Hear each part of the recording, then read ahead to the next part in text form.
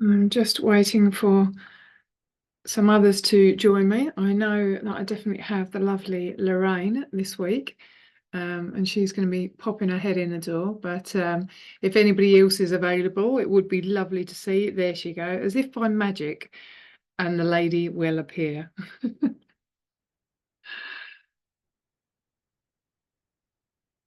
Hello. Hello, hello. How are you? I'm fabulous, darling, darling, darling. So, Top on you. thank you. Yes, yes, yes, it is one of my favourite. I love the colour of it, petrol blue. Very nice Mm. indeed. Yes, yes. So it's my skin type. Now I have got it actually streaming into the group, and you've just popped your head in the door. So at least that means that that's actually working right now. I don't know whether we've got the lovely Duncan, because obviously we're going off piste because I wasn't here last week for our session because unexpectedly I was at the Professional Speaker University because they ended up having, I think it was about 40 people that was there because we've been normally sort of like in the late ends of the 20s, not in the 30s. So it was like, can you come and join us, please? We need some more bodies. And so, which is good though, and which is unusual because it was Monday to Thursday. So yeah, yeah, you never know how it's going to be. It's like a finger in the ear sometimes of when things are going to work, when they're not going to work. I was talking about this today actually, is like whether you do events on a Friday, whether you do it on Saturday or Sunday or Monday, and then you've got some of them saying, oh well, I'd rather do it on Friday. I don't want to lose my weekends. But then that's the budding entrepreneurs that can do it during the day in the week. Whereas you've got professional people going, well, I'm not taking a holiday to actually take time out. Here's Duncan. Yeah. So, and I'm not taking time out, my holiday. And the only way you can do professional people is if it's actually part of a business in the company. So they're saying, all right, then we'll sponsor you to go. And is it So, quite near you, Keely? Is it far away from where you live? what? Sorry. The professional speaker. So it's in different hotels. It tends to be around Heathrow. Hi, Duncan. Yeah, it Done. tends to be around Heathrow, but sometimes they do it around Gatwick. It just sometimes it's availability of the hotels. Last week was actually one of the other ones, which I actually prefer. It's the second time we've been there since they actually moved back to this one. My personal preference, I prefer it. So, but I'm not the one that's the head honcho that decides it. Although, because the one that we used to go to is not as reliable as it used to. I think what happens is quite often if you're using the same place all the time, it's like anything, they start taking you for granted. And then they start losing their sight as opposed to valuing you. And I know this completely off piece of what we're saying, but it's rather my car insurance went up last month for signing this year, £700. Oh, listen, I just tell them I'm leaving and they come back with a better price. Well, there's the thing. So I did go to them and say, look, how is this even possible? I said, where my no claims is getting higher. I've had no accidents. My husband hasn't had an accident in forever, and we've been driving for like over 25 years. Anyway, so no sponsor, and they just justified it with the laws of nature because of everything that's going on at the moment. So anyway, I found another price for Tesco's. Dean went with somebody else on their own, and then I went with Tesco because this company does the dual ones where you do it. And I went back to them. I said, "Oh, just so you know, I'm leaving." And they went, "All right." I was like, "I've got my house insurance with them as well. So what am I going to now do?" Oh, yeah. So anyway, that wasn't why I was actually having this call tonight, but it is interesting about how customer, it's one of the things I often train with businesses is the importance of customer relationship or supplier relationship is looking after those that you're already with, not just signing them up, getting the paycheck, and then basically forgetting all about them, because they're the ones that will give you loyalty. They'll come back to you. They'll then have, build a relationship. They'll recommend you. I mean, the whole thing around it is just so, so important. It's just not just, all right, got your money now, bugger off. It's just, I'll keep on adding because they're the ones that will go. Bye, bye, bye. So anyway, that's my little thing for today. I don't often have rants like that, but it's just something that I think is important. My wife for this evening. So That's important. Yes. it is important, the value of all of you. So, and you are all, which is why I'm actually doing this week, because I do value you all. And it is important to, build relationships along the way. So anyway, so I am just going to share my screen for those that, just as a gentle reminder, make sure that I actually have this all working. And if it's not, please let me know. So, and I'm also going to see if I can get this working as well. On the share. Oh, I'm going to stop sharing. I'm going to redo that. I don't know why it does that, but I want to get rid of the thingy there. That's it. Yeah, there you go. This bit, the floating bit. It's not worked. Anyway, right. The whole purpose of these sessions on Tuesday evening is ultimately to give everybody an insight of what it is I do in terms of helping my clients in relation to the Freedom Transformation Formula. And it's given them some tools and strategies and some guidance and hopefully some little snippets and tasters of how it could help you. And I mean, ultimately, what the Freedom Transformation Formula is doing is helping you to say goodbye to self-doubt, unlock fulfillment and success, be able to lead with unwavering confidence, but most of all, not compromising your health, because we only have one body.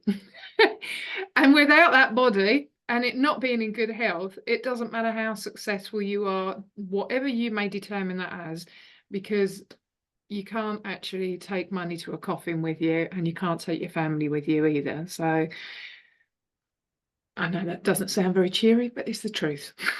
So anyway, we're usually on a cycle, a week by week cycle, where we're actually tapping into each pillar of the Freedom Transformation Formula and then going into some of the deeper dives on it. And with week one, the whole purpose of that is to create awareness of where you are in relation to your stress levels, and obviously finding a way in which you can reset them. Because once you have been able to tap into what's driving you to feel that way, and also creating awareness for some of the things that you're not recognizing, because ultimately you've got lots of things that could be individual things, but ultimately, eventually, it's then that has that catastrophic effect where it does cause things like burnout. And obviously, we want to prevent or avoid that. And having gone through that myself, I certainly want everybody else to be able to escape it where possible.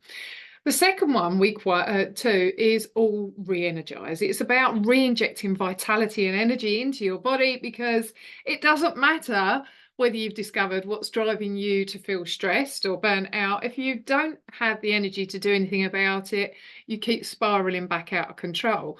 And we can't drink from an empty cup, so to speak. So I prefer a full cup, or in all of our cases, potentially a full glass.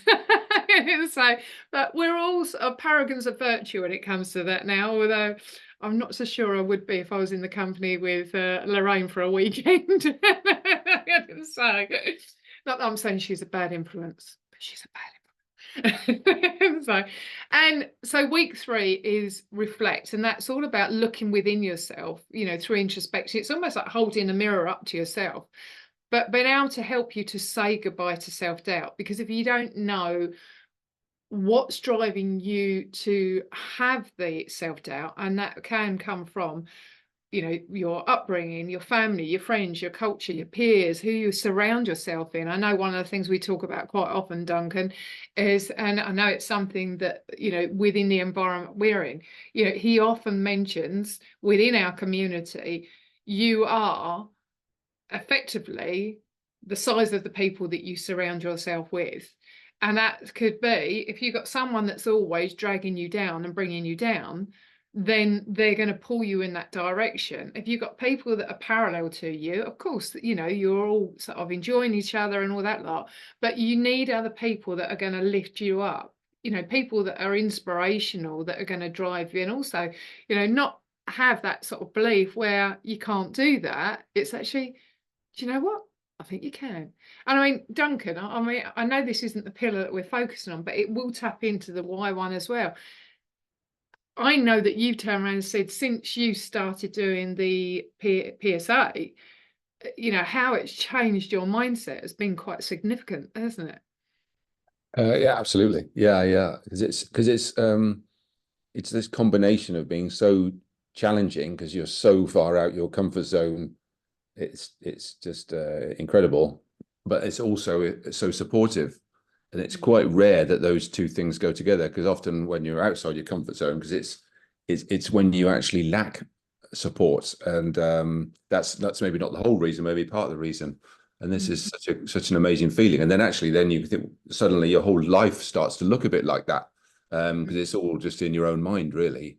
Yeah. All those doubts, and now you still have the doubts, but then you can just dispel them pretty rapidly. Yeah, yeah. Or you've got somebody else that is saying, yeah, give it a try. What's the worst thing Yes. that happen? So, Yes. I mean, I know Lorraine, because of Lorraine, that, you know, there's, you know, an opportunity that's been created for me. And I was asked, and I said yes first. Then I went back to them and I said, what's the topic? It should say.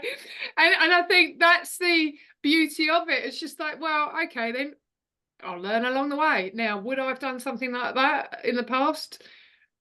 In some cases, maybe so, but in other cases, I'd be like, oh, no, I don't know about that. Oh, I'm not sure I'm capable of that. You know, me actually getting promoted through the business was because other people saw the potential, not me. If I'd have seen you know, a job role, I'd have gone, oh, I can't do that. There's no way. But somebody else has gone and tapped me on the shoulder. So I love that. So that's great. And that's the beauty, I think, that being in the community I'm in, not just with the PSA, but also with Arbonne and various other groups that I'm with, it just lifts you up. So I just wanted to tap into that because I think it taps in nicely to week 4, which is about rediscovering your why, you know, finding your why, and being able to find out what gives you passion. And I'm going to go into a deeper discussion with that one right now. So, you know, finding your why. What does it mean to find your why? I mean, ultimately, you know, the most important about finding your why is it is like your inner compass. It's like your GPS system to everywhere and helps you to sort of navigate the jungle of business and life and everything that we do. And I think, you know, last night I was talking to my dean. I'll go into the story properly with it. But, you know, one of the things, analogies that he described it as is he said, you know, he said it's like putting a boat into the water with a motor on, switching a motor on, just letting it run. You've got no destination in mind. You just let it run. So it just goes out to the middle of an ocean and then it runs out of fuel. It's spinning round and round and round. It doesn't know what direction to go into. So you've got this ocean of, you know, lovely stuff around you, but you don't know what purpose is going to serve you. You just, you know, you're just floating, aren't you? Literally floating. So, and you know, the problem with that is as well is, you know, as we all know, age does. You know, it's something we don't have control over in the sense at some point we are going to die. Fact. But the thing is, you know, if we're living a life that we're not truly happy in and it doesn't give us the passion that we want, you know, it's like, well, what's the point, really? You know, and I know again that's sort of like, well, that sounds a bit dismal, but it's true. It's the biggest thing that I've learned from the passing and loss of my brother is every single moment counts. So if you're going to live it with purpose, be present, enjoy the moments, and take every opportunity you get. And as I turn and say, be more dragonfly. Live life with purpose, passion, joy, and most of all to the full, because they really have a short span of life. So, and then, you know, finally, as I turned around and said, it's got to give you that feeling that, and for me, it is a warm, glowing heart feeling that it gives me. Immediately it connects. It makes me smile the second I start talking about what it is I do. And you know, I'm going to reach out to you lovely people right now. What about yourself? Duncan? Have you found your why yet, or are you still working on that one? Yeah, I did a why course, and I've got my sort of why is to discover the possibilities so that together we can make a difference. I That's love what it that. is. So yeah. So Yeah. and I did it with someone who was asking me lots of you just had to write some stories about yourself, and then you give them, so I'd give those stories to you. Then Mm, what you see when you read these stories, they're only 6 to 10 sentences. mm. Um, you'd see something, and then you see it completely differently from the person who's written it down, and it was very, very powerful.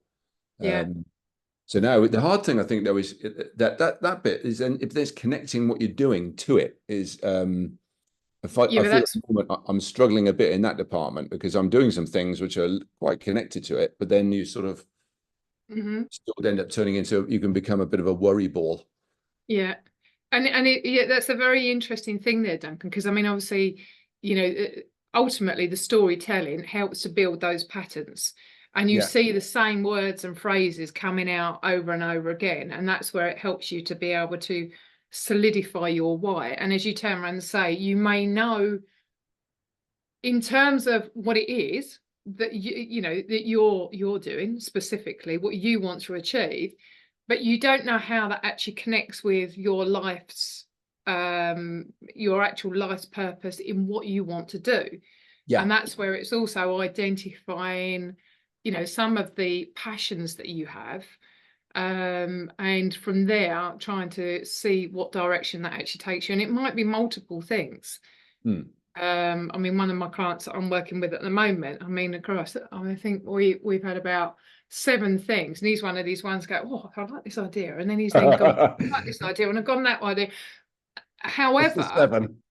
yeah, but what it has helped him to do is each time he's gone, right, okay, and let's just see how that connects up with my why, and is that really truly serving me? And what he started out with originally, he's not actually doing now, and yet there's some other things. So because some of it is about financial freedom, some of it is about serving others, some of it is about making an impact globally, all of those kind of things. But there was a number of little things, each of which could be drawn into it. So you could have 5 areas, but one of them could be from a professional, one of them could be from a personal level, and there'd be another one that might be a hobby, there might be something else. So you might have multiple things, and that's okay, as long as it's still lining back up to your why. So there is a route to that. But and Lorraine, I know you've had the luxury of, since you was knee-high to a grasshopper, of knowing what your why is, which perfect.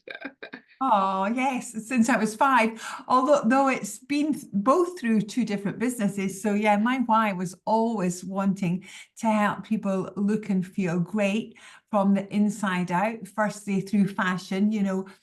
If people aren't confident and they hate the way they look and the way they dress and the way their body is, their gut can churn and they can have less confidence. But once I used to help them look like their best, authentic, true self, you could see them shine in the light in their eyes. And then that was firstly through 30 years fashion design and manufacture. And then, although I still do some styling and fashion events, I had a big job on yesterday.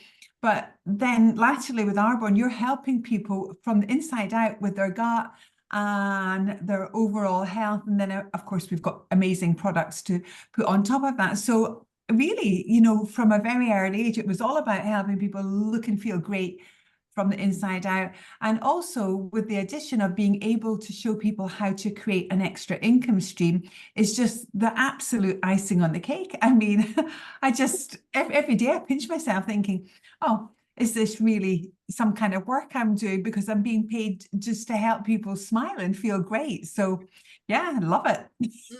Yeah, and it is a fantastic thing, because people say, oh yeah, sometimes you've got to make do and all those kind of things. And I just think you might be starting out in a sense where you don't have direction like you. You was lucky because you knew what you wanted to do. But quite often we come out of school and you don't know what you don't know.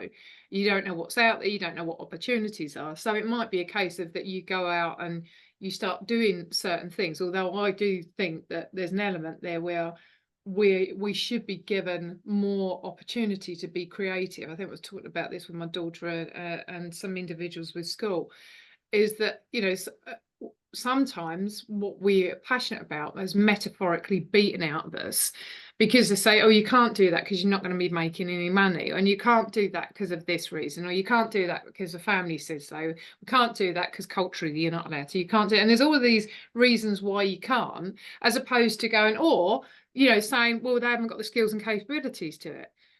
Well, how can you know that at 15 years old? I mean, when they determine when someone's 5 years old at school and they turn around and say they haven't got the capabilities to do something, well, on whose basis? What, because you taught them in a way they don't understand? You know, if someone's got dyslexia or ADHD or ADD, or, you know, their brain works like mine. so you know, reading stuff off a board. You can't suddenly determine someone that they're not capable and they're not intelligent enough to go down a certain path. What you should be asking is that, okay, in your current circumstance, you're not going to be able to go there in this trajectory, but what we can do is try and find ways that you can actually achieve that. So it's not saying what you can't do, it's saying, well, what could we do instead?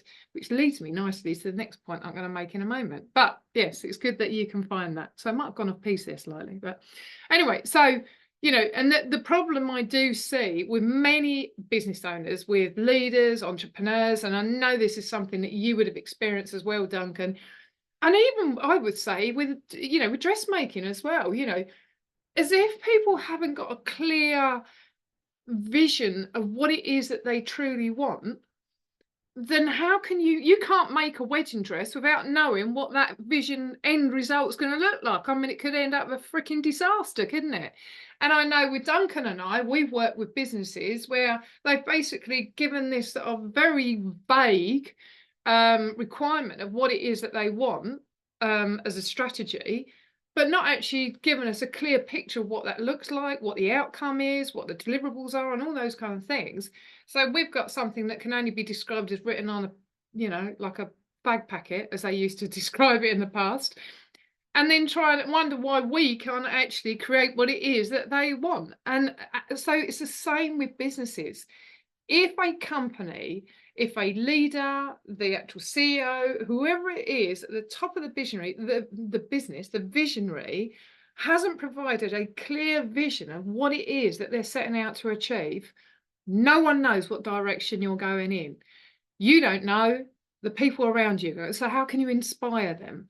And that is one of the biggest problems, is that then they lose sight of that and they lose sight of their passion. And that's whether it's personally or professionally. People go off in different direction, they get frustrated, they don't know what it is it's supposed to be, and they're basically just existing, like Dean described, just floating in the boat in the middle of the sea. And this is where the whole Groundhog Day comes into it. It's on repeat, the same old rubbish happening day in, day after, and you end up being completely bored out of your mind, or frustrated teams, frustrated individuals. And that's where the stress, the anxiety, the self-doubt, you know, the limitations all kick in, because it's like the epicenter to everything, isn't it? You know, everything that we do. So, you know, one of the ways, and we've just been talking about, Duncan, is that I help my clients, and it is the Brilliant Smile solution, because it not only gives you a brilliant smile, it gives me a huge smile too. Because when you see the magic of helping someone to actually discover their why, and being able to help them to establish what it is that they're truly setting out to achieve, then you can actually help them to complement that with establishing what their values and the beliefs are, because they're all ultimately connected. One supports the other, and when one of them tips over, that's where the balance goes. And the beauty of that, it helps them to have a pathway to success, because they're finally doing what it is that they want to set out to achieve, and they're transforming either within their own organization, creating a new organization, or who knows, it might be them, you know, selling up everything, going off to, like one of the women within our group, going to an island in the middle of the ocean somewhere and setting up a beekeeping thing so they can reintroduce bees to the island, because there's a lot of, obviously, impact it has on the environment. I mean, what a beautiful thing to do. Incredible. So and it gives you that direction and focus, which I love. And that, well, it means that you can channel your energy towards that. Okay. So I'm going to bring this quotation up. You may have actually heard this quote before. He who has a why to live can bear almost any how. And that's Frederick Nietzsche. Is that a quote that you've seen before at all? Nope. No? No, I haven't seen that. So I'm going to ask one of you. So Duncan, as you're off, what does that mean to you?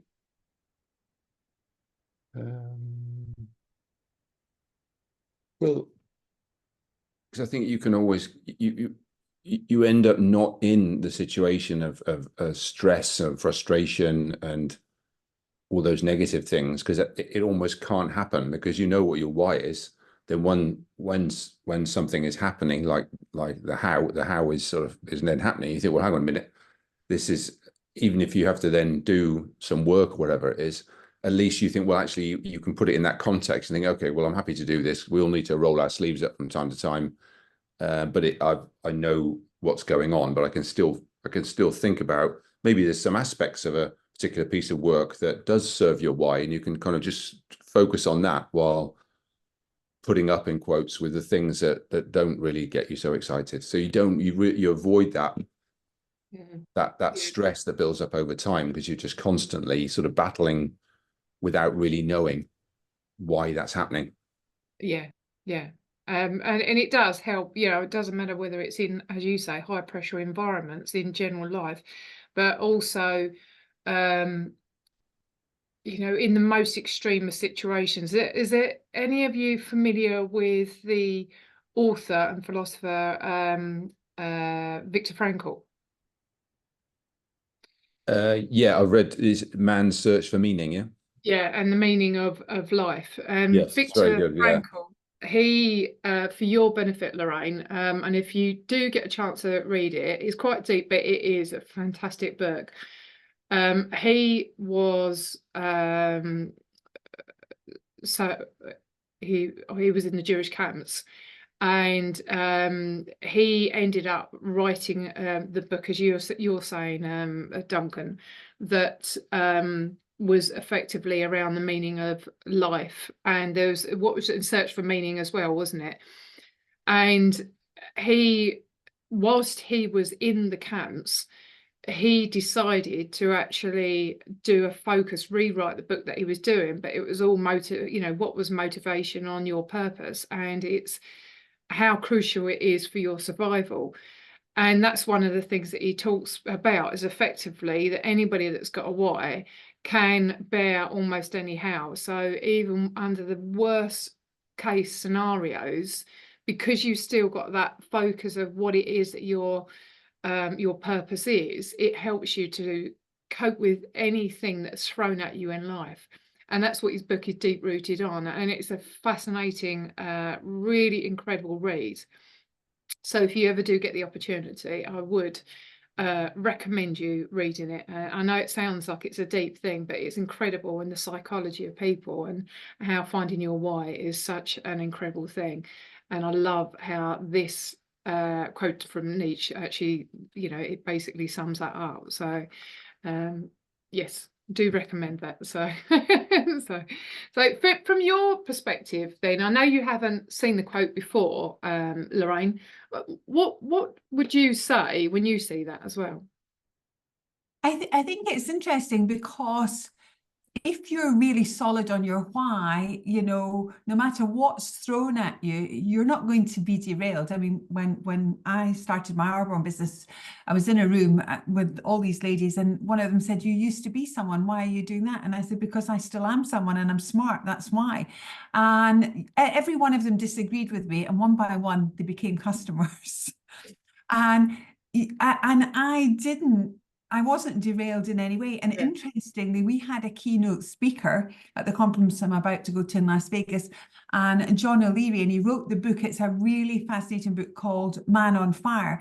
And he had burns over 99 point whatever % of his body. And he you know, in hospital, he had this strong desire to survive and a strong why. And he was a big, I don't know if it was soccer or football fan, and this big manager guy realized what had happened to him and would come and visit him and give him a ball and say, if you write me a note, I'll send you another one. And he said, well, I haven't got any fingers. He said, well, you'll find a way. And he did.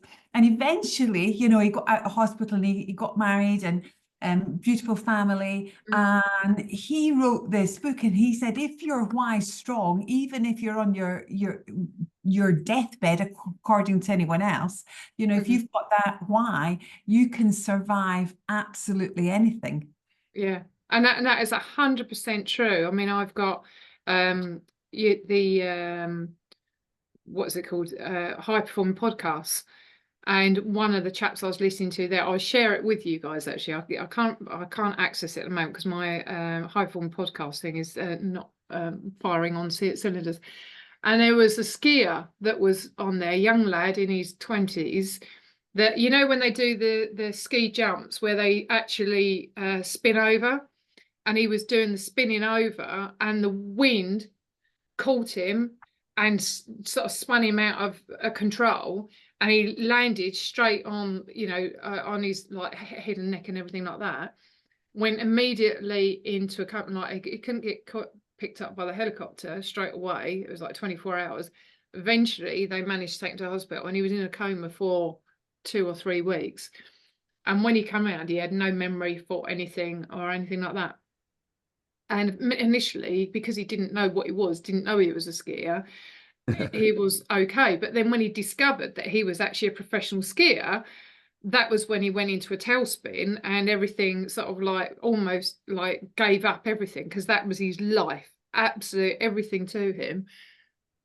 And he basically cried for about a week. And then, as you're saying, his one why at that moment was because he realized that his mum and his dad had invested so much in his life and being a skier that he didn't want to give up for them. So that was his purpose then. And he was told the most he'd be able to do is stand, and this would be in 2 or 3 years' time.